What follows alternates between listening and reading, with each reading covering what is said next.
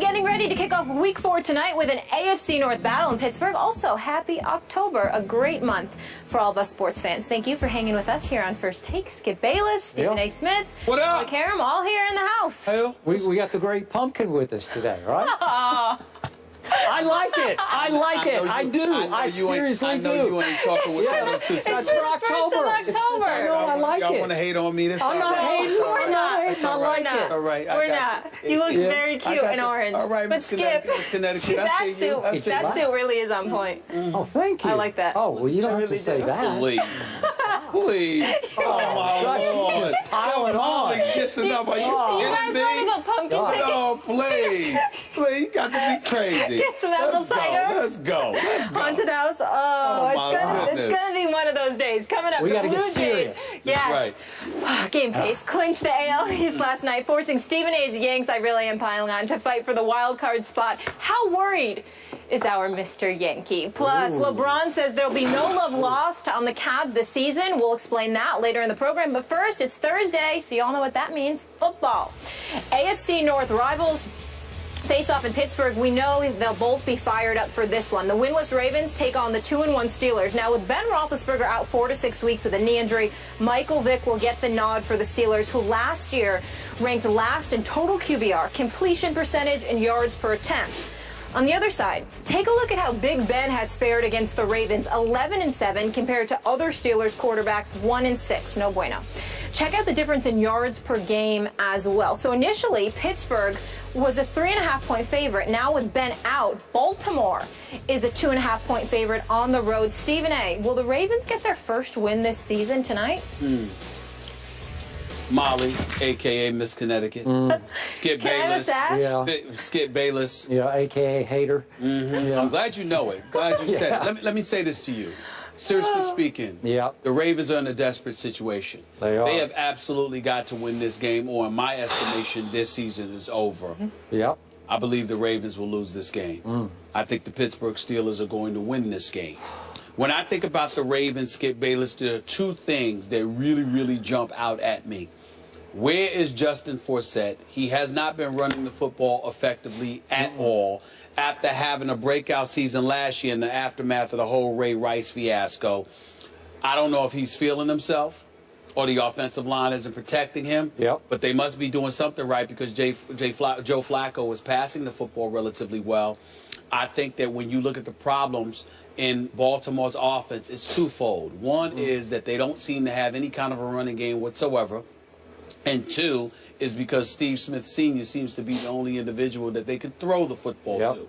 So the absence of weapons at the receiver spot combined with the absence of a running game has really neutralized them to some degree. Didn't stop them from putting up 30 on the Oakland Raiders, of course. And it didn't stop them from coming back and taking the lead against Cincinnati because they got so much heart. But nevertheless, something was clearly missing. Something is clearly missing. And then when I remember also, the other thing that we get just on the offensive side of the ball, on the defensive side of the ball, once upon a time, we were raving about the Ravens secondary, okay? We were raving about them. And then you looked at them against and how they opened the season against Denver. That's one of the things that escalated the question marks about Peyton Manning. And yet you see these guys, the past 2 weeks, they've given up 723 yards passing and 6 touchdown passes. It's the last 2 weeks. Now, they're going against a Pittsburgh Steelers offense without Big Ben Roethlisberger, with a Michael Vick, who is no Big Ben Roethlisberger. We do understand that. But they do have Le'Veon Bell back. They still have D'Angelo Williams, who filled in admirably in Le'Veon Bell's absence over the first 2 games due to the substance abuse violation. Then we also take into account the fact that you still have Antonio Brown. You still have Marcus Wheaton. You still have a Heath Shuler, okay? So all of those requisite weapons that you have at your disposal, the only thing that gives me cause other than Big Ben being out is that Pouncey is out as well, so protection may be an issue for the Pittsburgh Steelers. But then I remember that Terrell Suggs got injured, and he's out for the year. And McPhee got moved away, and he left for Chicago. So the combination of those 2 premier pass rushers for the Ravens, who are no longer in the lineup, combining that with the Ravens' secondary issues because guys like A.J. Green seem to do what they want, when they want it, how they want it. I think it's a lot for the Ravens to overcome. If this game were in Baltimore, I would say that the Ravens would have the edge, despite everything that I said, because the adrenaline and the momentum from that home crowd, combined with Michael Vick being on the road, I think would be too much for them to overcome. But because it's in Pittsburgh, I'm going to pick just as much heart as it is head, and I'm going to roll with the Steelers to win tonight's game. I think it'll be close, like 20-19 until until the fourth quarter arrives, and then I think the Steelers will pull away and they'll win something along the lines of 32-19. 32. I'm writing that down. 32-19. I cannot disagree with one point that you made, except for your conclusion. I'm going to go with the Ravens tonight, but I think you'll be able to appreciate how my emotions are mixed by the two quarterbacks. Sure. Michael Vick is one of the great redemption stories in the history of professional sports. Without question. I don't want to walk back through all of it. You know, obviously, I'm a dog lover. I don't forget, but I definitely have forgiven Michael Vick.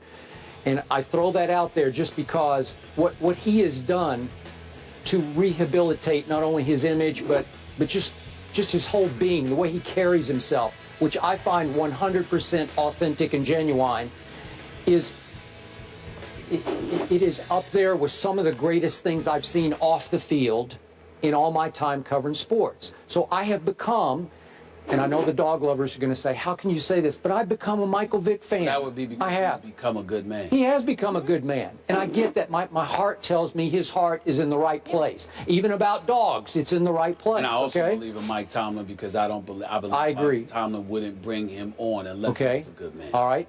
He is now facing a quarterback I have often criticized on this show. I have called Joe Flacco many times Joe Fluco on this show because when you least expect it, talk about QBRs, he'll throw you one of those 0.3 QBRs. When you least expect it, he can be Fluco. But I keep looking at his numbers at this stadium, and he is 4-6 against Pittsburgh at Pittsburgh. That's a really good bottom line, that you've beaten this team 4 times, your arch rival, 4 times in its stadium in Pittsburgh, Pennsylvania, including last year's first round of the playoffs, which led on to the New England game, which became very controversial. But remember, Flacco was great against Pittsburgh last year in the playoffs. So the last time Pittsburgh saw him at Pittsburgh, he lit him up. I think he's going to do it again tonight. I think he just has Pittsburgh's number at Pittsburgh. And here's my issue. Even though I root for Michael Vick, as you well know, last year for quarterbacks who had 100 or more attempts, he had the worst QBR, scale of 0 to 100, in all of pro football. Last year, his completion percentage for the Jets was the worst in pro football. His completion percentage has declined over the last 3 seasons, down, down, down. And now I'm back to your point that you have driven home to me. Man, he's like a punch-drunk fighter, right? A boxer. Am I right? Like you have cauliflower, not ear, but body. Like everything's beat up. You have taken such a beating for so long that the cumulative impact of that, I'm going to use your line, he gets hit in the ribs and he grabs his head. In Philadelphia. Mike Vick knows where I stand with that. Yep. I mean, it used to drive me crazy. Yep. When he was in Philadelphia, I thought he was on suicide watch, for crying out loud, because of the lack of protection that he was getting from that offensive line. I just thought that he was like the Walking Dead. And I remember one time, I forgot who it was, for Arizona, when they caught him, the Eagles were at the 2-yard line. Yep, I remember this. Yeah. And he got hit, and he dropped like a corpse. He dropped the football. And he dropped the football the other way. Yeah, okay. for 6 points. Yeah. It's just unbelievable how much he got hit in Philadelphia. Okay, so I know that Mike Tomlin loves him some Michael Vick. They went to the same high school in Virginia. Okay, my issue is, and I asked you this yesterday, are you sure Mike Tomlin didn't bring him in as his backup to Big Ben more with his heart than his head? Maybe, because now you're thrown into a short week prep situation to throw Michael Vick into the fire of an offense that we all agree has lots of weapons, except the quarterback he's replacing plays completely differently than Michael Vick plays. So you're going to just change horses in midstream, so to speak? Really? Those are good points. I can't argue with any of your points either. But let me ask you this question, and this is a legit, serious question. I really want to know what your thoughts are about this.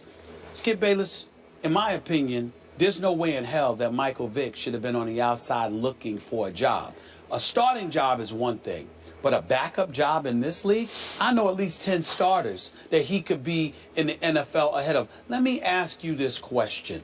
When you look at Michael Vick, regardless of your questions, how much of that is about what you're saying in terms of cauliflower, taking hits, in terms of his lack of production? How much is it about that, or how much is it about you, not emotionally, but internally just asking yourself the question, wait a minute, why didn't anybody pick him up? Maybe there's something really, really missing here. How much of it is that? Because I think that if he had come in a Steelers camp from the beginning of the training camp, and that's just where he landed, I'm not sure if any of us would have the questions to this degree that we have now. It's the fact that nobody seemed to want to touch him that really resonates with me. What do you think about that? Michael Vick's comments to the New York media last year indicated he was nearing retirement, like he was considering this, I'm going to hang him up. Okay. And it felt like the rest of the league thought it was about time for him to hang him up. Got it. And even you agreed with me when Mike Tomlin shocked us all by bringing in Michael Vick to replace Landry Jones as the backup quarterback. Even you said, man, this is probably his last hurrah. Like nobody else would have given him this last stop. But right? I didn't think he deserved that. I just think he had issues with the dog lovers. Okay, well, I'm sure that plays some role. And then I think that the durability issue that's huge. Definitely is a huge deal for me. All right? Yeah. Okay, so given that, you have now picked your Pittsburgh Steelers to score 32 points tonight with Michael Vick at quarterback. Boy, that's putting a lot of pressure on him, and I think your expectations are awfully high. Well, let me tell you why I don't think it's awful high, because I think Le'Veon Bell is considered, largely the best running back in football, not just because of his ability to run, but his ability to combo running back that he is. Like Adrian Peterson's got more yards than anybody as a running back in the NFL at this particular moment in time. But the bottom line is he can't catch out of the backfield the way Le'Veon Bell can, which is why Le'Veon Bell is so appreciated. All right. So if you're Michael Vick in Pittsburgh and you've got an offensive coordinator like Todd Haley with Mike Tomlin watching over him, insisting you dip and dunk to a Le'Veon Bell, then suddenly you're Michael Vick, and it ain't called upon you to just drop back and try to fling that football. You've got guys that you can hit in short yardage situations with him and Antonio Brown more than capable of making plays after the catch. Okay. And I think that limits the risk of Michael Vick. So therefore, you're not asking Michael Vick to be the one to produce those 32 points that I predicted. I'm leaning on Le'Veon Bell and Antonio Brown and Marcus Wheaton and Heath Shuler and those boys. That's the difference. I agree, but not to compare Brandon Weeden to Michael Vick, but I saw what happened to my Cowboys, and I like Brandon Weeden, but when you throw him in there, it doesn't look the same anymore. And I don't think the Steelers he's had a lot more gonna, time with that team. He's been there for 2 years. Yeah. Michael Vick is on a short week. My goodness, that's a lot to ask him. I think he's going to have his struggles tonight. Okay. By the way, I meant Heath Miller. I'm sorry. Heath Miller. Yeah, I know. You got it. Okay, so now back to the Ravens. I'm going to dig in on this. I still think they're being underrated.